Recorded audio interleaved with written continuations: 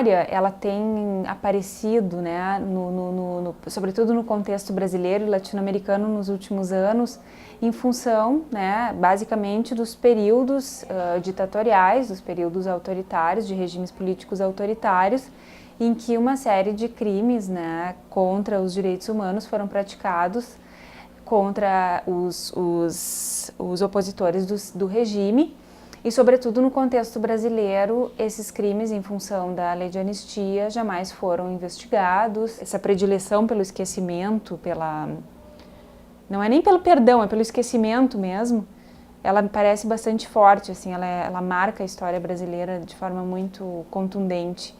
Então, que eu vejo é que falta um comprometimento da sociedade em relação a isso. As pessoas não querem saber, as pessoas querem mesmo esquecer.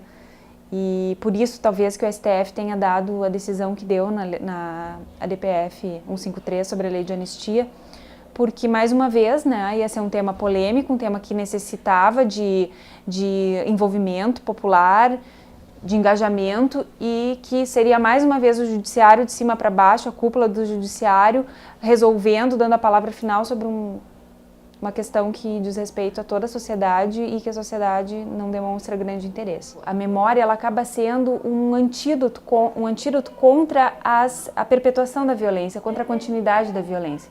Por isso, rememorar sempre tem uma dimensão importante como um passo civilizatório da humanidade, né?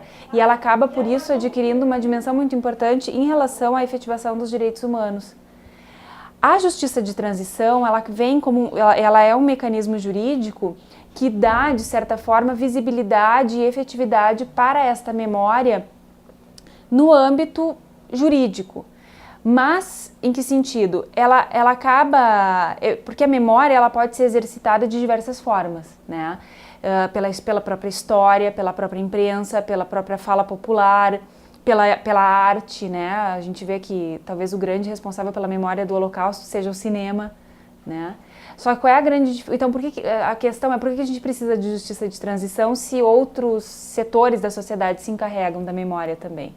E a grande questão é a questão da responsabilidade, né? Que é uma questão central para o direito, é a questão central com a qual o direito trabalha. Por que rememorar? Justamente por isso, por dois motivos, né, especificamente.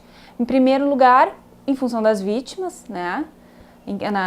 Na questão da retribuição do mal sofrido pelas vítimas, então é preciso dar conta disso, é preciso dar uma resposta para as vítimas, por quem sucumbiu, ou pelos familiares de quem sucumbiu a um regime autoritário, e por outro lado, pela questão da não repetição.